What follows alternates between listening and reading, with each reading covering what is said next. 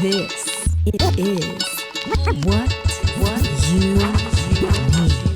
If you wanna get it, you could get it here. If you got it good, help me spread it.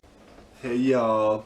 So Take It or Leave It is going to be getting a bit PG-13 over the next few weeks because I want to be talking about this book I read recently called Sex for Christians.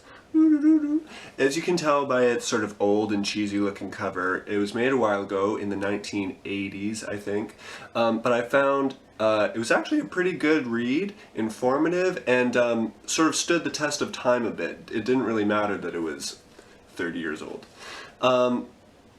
It's not too often that you can find a book like this because it wasn't just like sort of a practical look at how Christians view sex. It was sort of a deeper theological look at like what is the significance of sex and why does the Bible treat it as so significant.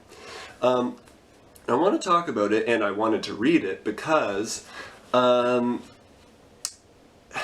you dig deeper, everyone knows what sex is on a surface level, but when you dig deeper, things start to get a bit fuzzy and a bit mysterious. And to make my point, here's what I mean. Let's say someone came to you and asked, why am I not allowed to have sex before marriage from a Christian perspective? What would you say? You might say, well, God says not to. But then what if they said, well, why does he say not to? You might say, well, it's for, people in a committed relationship. And they say, well, why? Why do you have to be committed for a lifetime?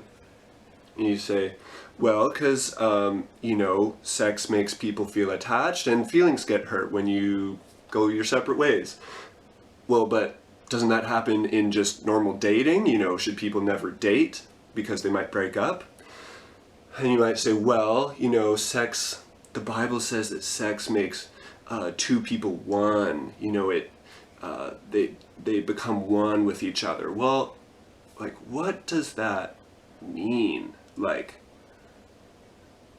just realistically, practically speaking. And that's what I mean. So, I just posed the question to you. What would you say to someone?